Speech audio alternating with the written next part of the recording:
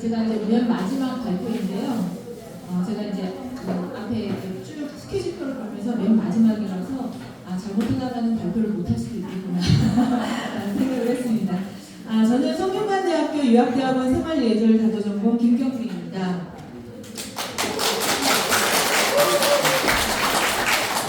네, 발표 제목은 후성유전학적 관점에서 본 태교신기의 현대적 변형과 차의 인문과학적 활용 방안 연구입니다. 오늘 저는 이 전통 태교서인 이 태교신기를 현대 생명과학, 특히 후성유전학의 관점에서 다시 읽어보려고 합니다.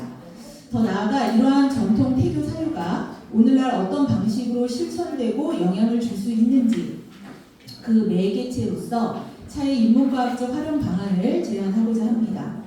이 발표는 전통과 현대, 인문학과 과학을 연결하려는 하나의 해석적 시도이며 태교를 태내의 가르침이 아니라 태내 환경 조성으로 재정의하고 차의 인문과학적 활용이 태내 환경 조성에 어떤 방식으로 기여할 수 있는지를 밝히는데 그 목적이 있습니다. 먼저 이제 태교신기에 대한 설명을 잠깐 드리자면 이 태교신기라고 하는 이 책은 조선 후기 이사주당이라고 하는 인물이 1800년 한문으로 완성한 책입니다. 이 책에는 이제 유교 경전과 예법 그리고 의서 이런 내용을 담고 있고요. 이 책은 세계 최초의 태교 전문 서적서입니다. 이 사주당이라고 하는 단어를 살펴보면 사는 스승으로 삼는다, 주라고 했는데 여기서 주는 주희를 의미합니다. 그러니까 사주당의 단어를 살펴보면 주희를 스승으로 삼는다라고 하는 그 이름을 가지고 있는데요. 이 사주당은 본인이 여성이었음에도 불구하고 유학, 특히 주자의 성리학을 자신의 학문의 요체로 삼았고 그렇기 때문에 아마 사주당이 썼던 이 태교신기도 그 유학적 관점에서 이 태교를 바라보고 있는 것이 아닌가라고 생각이 듭니다. 1800년대에 썼던 이 사주당의 한문본인 태교신기는 현재는 남아있지가 않고 오늘날 우리가 볼 수 있는 이 태교신기는 1801년에 그의 아들 유희가 그 어머니가 쓴 책들을 장과 구를 나누어서 완성한 태교신기 장구대전입니다. 현재 이 태교신기 장구대전에 그 유희가 직접 손으로 쓴 수고본은 성균관대학교에 있습니다. 자, 그럼 이제 태교신기에 대해서 쭉 설명을 드렸었는데 앞에 이제 후성유전학이라고 하는 말을 들었는데요. 이 후성유전학이라고 하는 건 무엇인지 한번 살펴보도록 하겠습니다. 이 후성유전학이라고 하는 말은 그야말로 우리가 이제 유전학 그러면 이제 유전이란 말을 많이 쓰잖아요. 유전학은 사실은 19세기에 멘델이라고 하는 사람이 처음으로 그 유전학에 대한 시초를 이제 열었고요. 우리가 왜 우리 아이들이 공부하거나 뭐 할 때 그 아이들이 공부 잘 못하면 그런 말씀 많이 하시지 않으세요? 누구를 닮아서 저런가? 엄마를 닮았냐, 아빠를 닮았냐, 뭐 이런 얘기들 많이 하시죠. 이제 그런 게 말하자면은 유전학이라고 하는 어떤 유전자 DNA를 받았느냐, 뭐 공부를 잘하는 뭐 IQ가 좋은 그런 유전자를 받았느냐의 문제인데 이 유전학은 19세기에 이제 처음 이제 시초가 되었습니다. 그런데 이 유전학만으로 이 사람이라고 하는 인간을 모두 다 설명을 할 수가 없어요. 그 유전자만으로 사람을 설명한다면은 참 불행할 것 같습니다. 왜냐하면 내가 유전이 별로 좋지 않은 유전자를 받고 태어날 수도 있잖아요. 내가 이제 선택해서 나온 게 아니기 때문에 그러면 이제 굉장히 불행하게 되는 거죠. 그런데 너무 다행스럽게도 우리는 유전학만으로 다 이 사람을 다 평가하지는 않는다는 겁니다. 그럼 그 평가하는 기준은 뭐냐? 바로 환경이라고 하는 건데요. 왜 꺼졌을까요? 환경이라고 하는 건데요. 이 환경의 중요성을 설명한 것이 바로 후성유전학입니다. 그러니까 이 후성유전학은 유전학에 가지고 있었던 어떤 맹점 이런 것들을 보완하기 위해 나온 많은 다른 유전학 계통 중에 한 부류라고 보시면 될 것 같습니다. 여기 보시면 이제 DNA라고 하는 것들이 이제 이렇게 꼬임을 섞어서 이렇게 나온 것들을 볼 수가 있는데요. 이 DNA는 이 두 줄로 되어서 서로 이렇게 마치 그 우리가 새끼 꼬듯이 이렇게 꼬여 있는 상태로 되어져 있고요. 이 DNA 안에 한 부분을 우리가 이제 유전자라고 이야기를 합니다. 그래서 DNA는 이제 이중의 나선 형태를 가지고 있고 이 유전자는 DNA의 한 부분으로서 우리가 흔히 이야기하는 유전 형질 이것을 이제 결정하는 부분입니다. 이 후성 유전학은 우리가 우리가 이제 부모로부터 이 DNA를 딱 물려받잖아요. 그러면 그 DNA는 변화하지 않은 상태에서, 그러니까 DNA의 염기서열이라고 하는 어떤 순서에 의해서 이렇게 서열이 있는데, 그 염기서열 자체는 변하지 않지만 환경에 따라서 유전자의 발현 방식이 달라지는 것을 연구하는 학문을 후성 유전학이라고 합니다. DNA 끝에 이제 DNA는 혼자 가만히 있는 게 아니라 끊임없이 무언가 붙고 떨어진 것들을 계속 반복해서 이제 하는데, 그 붙을 때의 매틱이라고 하는 것이 이 DNA와 붙게 되면은 이제 붙게 되어서 그러니까 DNA 메틸화가 되거나, 또는 이 DNA의 그 바깥은 그 히스톤 단백질이 싸고 있는데요. 이 히스톤 단백질의 변형이 일어나게 되면은 이 유전자가 발현되어야 되는데 발현해야 하는 상황에서 발현되지 않거나, 혹은 발현되지 않아야 되는데 유전자가 발현되는 그런 상황이 벌어지게 되는 겁니다. 그 우리가 이제 왜 크리스마스가 되면 이렇게 트리를 켜잖아요. 그럼 트리를 켜면 이렇게 반짝반짝 이렇게 빛이 나죠. 그 반짝반짝 빛이 날 때 이제 순서가 있을 거예요. 만약에 1, 3, 5, 7으로 얘가 처음에 반짝이면 그 다음에는 2, 4, 6, 8, 10으로 뭐 이렇게 반짝인다던가, 나름의 이제 순서에 의해서 걔가 반짝반짝 이제 변화하는데, 그거 중에서 우리가 이제 이제 전기 부분에 오류가 생기게 되면은 1, 3, 5, 7, 9에서 5번이 안 들어온다거나, 아니면은 어떤 그 제조의 문제상에 의해서 1, 3, 5, 7, 9로 들어와야 되는데 1, 2, 3, 5, 7로 들어온다던가, 이런 형식과 비슷한 형식이라고 보시면 되겠습니다.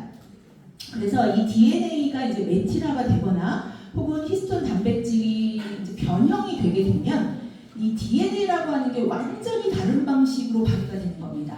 그런데 이 다른 방식으로 발휘가 된 것이 단순히 그 대에만 있는 것이 아니라 계속 마치 유전처럼 계속 다음 세대에도 영향을 주는 것으로 밝혀지고 있습니다.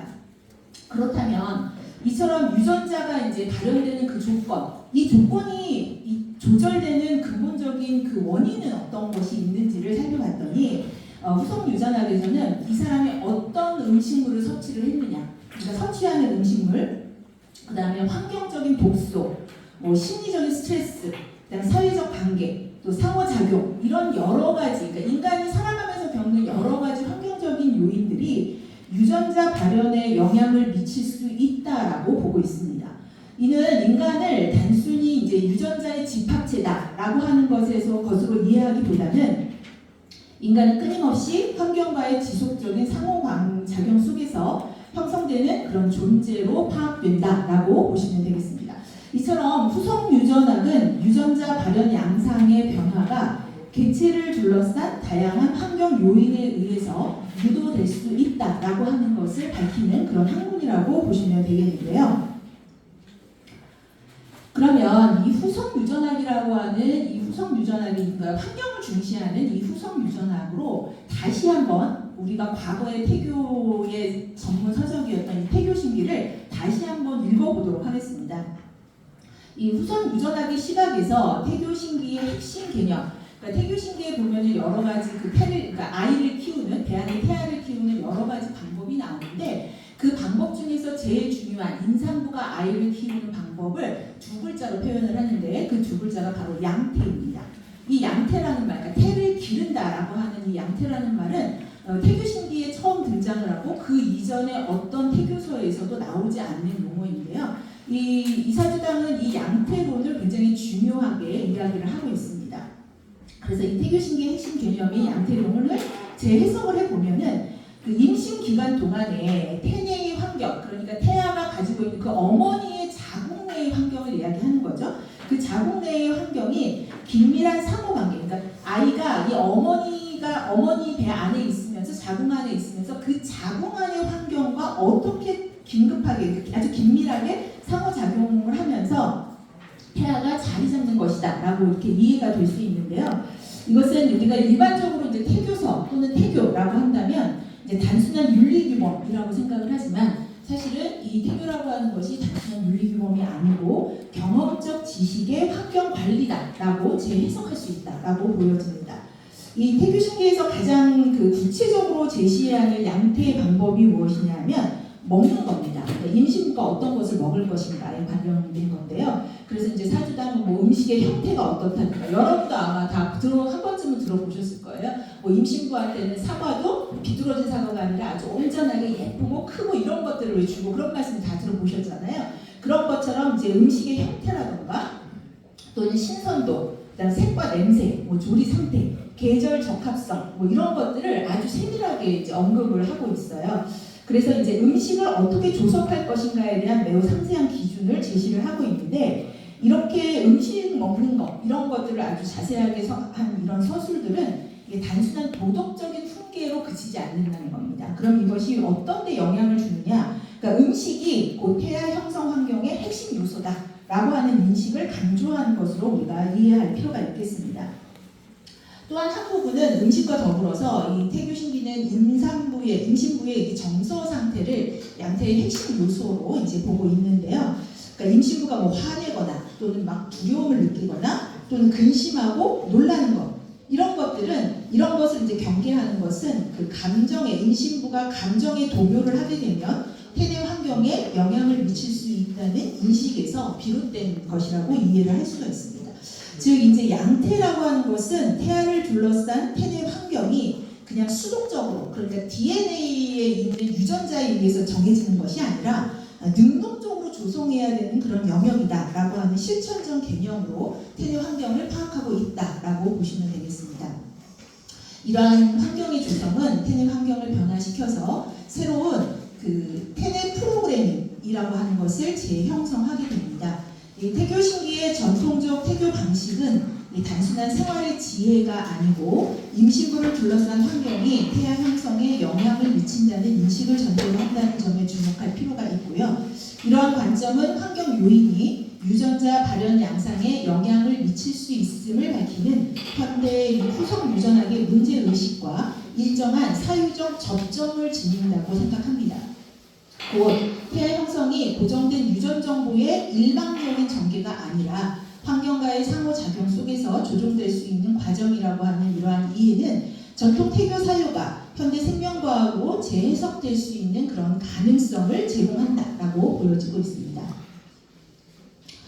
자, 그렇다면 이러한 태내 환경 조성을 하기 위해서 현대 사회에서는 어떤 방식으로 실천을 될 수 있을까에 대해서 한번 고민을 해봤는데요. 이 본 연구에서는 이 현대 태교에 있어서 이 태아를 기르는 양태 방법의 매개로서 차에 주목을 했습니다. 그렇다면 왜 차일까? 현대 태교의 매개로 차에 주목한 이유는 차가 지니고 있는 생화학적 성분의 과학적 유효성 그리고 차를 둘러싼 의례적 수행적 행위의 인문적 가치 때문입니다. 차는 물질적인 섭취이면서 동시에 정신적 수양을 제공하는 매개로 이해가 될 수 있기 때문에 임신부의 생리적 상태와 정서적 안정에 함께 관여할 수 있는 복합적 태교의 도구다라고 그렇게 해석될 여지를 지닌다라고 생각이 되어집니다.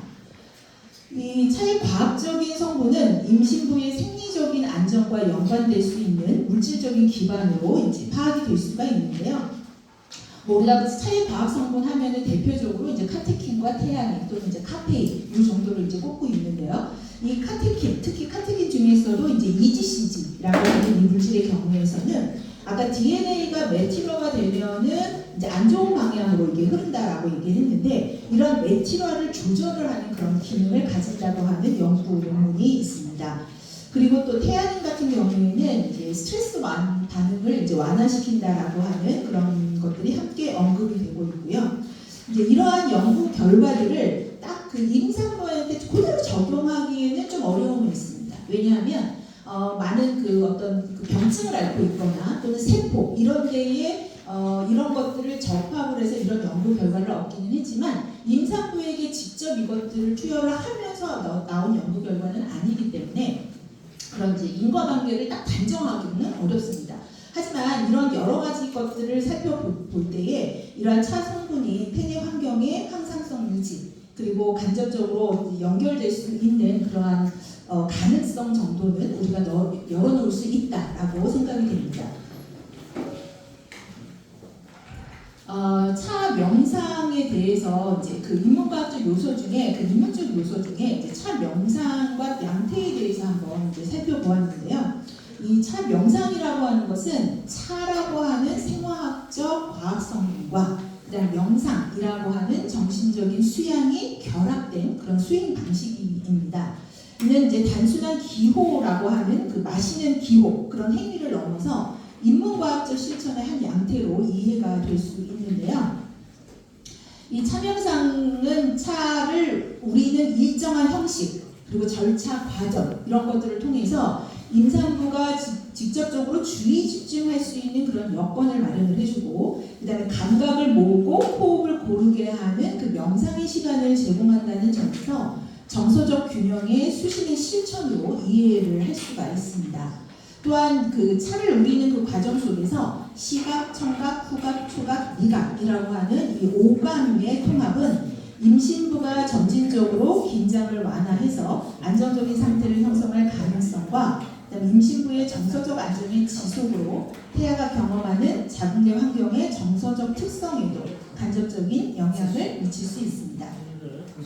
이 태교신기에서 언급하고 있는 10달의 기름, 그러니까 어머니가 배 안에서 아이를 10달을 기르잖아요. 그 10달의 기름이라고 하는 이 표현은 다른 말로 표현을 하면은 임신 기간 전체를 통해서 아주 지속적으로 정성과 수양의 과정을 해야 된다라는 점이라고 보여지는데 이 차 명상도 그와 상당히 닮아 있다고 생각이 됩니다. 이 차 명상이라고 하는 것은 굉장히 반복적이고 그리고 또 의식적인 수행과도 상응하는 측면이 있기 때문에 그렇습니다. 이러한 맥락에서 이 차 명상은 전통적 태교의 핵심 개념을 현대적 환경 조성의 관점에서 재해석하는 하나의 가능성으로 자리매김될 수 있습니다. 이러한 차의 과학적 성분이 임신부의 생리적인 안정과 일정 부분 관련될 수 있다면 이 차 명상은 이러한 물질적 기반 위에서 정서적 평온을 형성하는 수행적 과정과 결합돼서 태내 환경의 질을 조율하는 실천으로 이해가 될 수가 있습니다.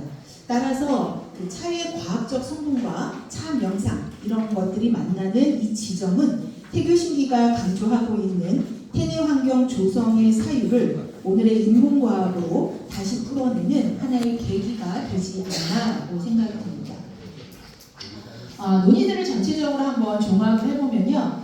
유전자 발현이 외부 환경 요인에 의해서 조절될 수 있다라고 하는 것들을 밝힌 후성 유전학의 연구 성과에 주목을 해서 태교신기의 양태의 원리를 재검토를 해보니 그 임신부의 심신 수양이 태아 발달 환경을 구성하는 하나의 환경적 조성으로 해석될 수 있다라고 하는 것을 확인했습니다. 그리고 전통 태교 사유를 현대 태교에서 실천하기 위한 매개로서 차와 그 차 명상의 결합이 갖는 인문과학적인 의미를 탐색을 했습니다.